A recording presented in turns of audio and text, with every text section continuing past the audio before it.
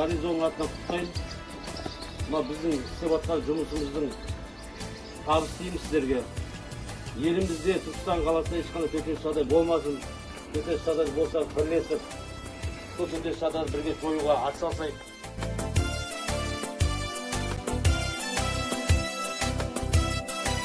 Қатпен мамандандырылған өрт сөндіру бөлімі өрт сөндіру автокөліктерін жүргізуші қызметкері Оманов Дәулет Игілікұлы марапатталды.